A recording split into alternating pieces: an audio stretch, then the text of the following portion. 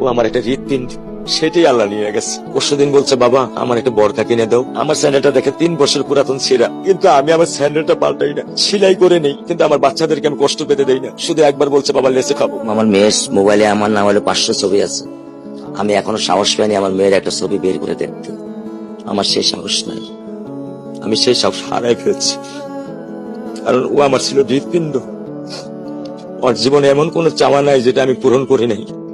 পরশুদিন বলছে, বাবা আমার একটা বরকা কিনে দাও। আমার চাচতো ভাই বললো, ভাই ইসলামপুর থেকে 300-400 টাকা পাওয়া যায়। আমি সাথে সাথে নিউ মার্কেট থেকে আমি 1000 টাকা দিয়ে আমার মেয়েকে বরকা এনে দিচ্ছি। আমি দরিদ্র, ভাঙা বাসায় থাকি, কিন্তু আমার সন্তানদেরকে আমি কখনোই দারিদ্রতার স্বাদ পেতে দেইনি। দারিদ্রতার স্বাদ পেতে দেইনি। আমার বড় মেয়েকে এখন আমি সেলোরার থেকে জামা কিনে দিই। আমার স্যান্ডেলটা দেখে 3 বছর পুরাতন ছেঁড়া, কিন্তু আমি আমার স্যান্ডেলটা পাল্টাই না, সেলাই করে নেই, কিন্তু আমার বাচ্চাদেরকে আমি কষ্ট পেতে দেই না। শুধু একবার বলছে, বাবা লেসে খাবো। আমি 1 মিনিটও দেরি করিনি, 1 মিনিটও আমি দেরি করিনি। ও আমার একটা হৃৎপিণ্ড, সেটাই আল্লাহ নিয়ে গেছে।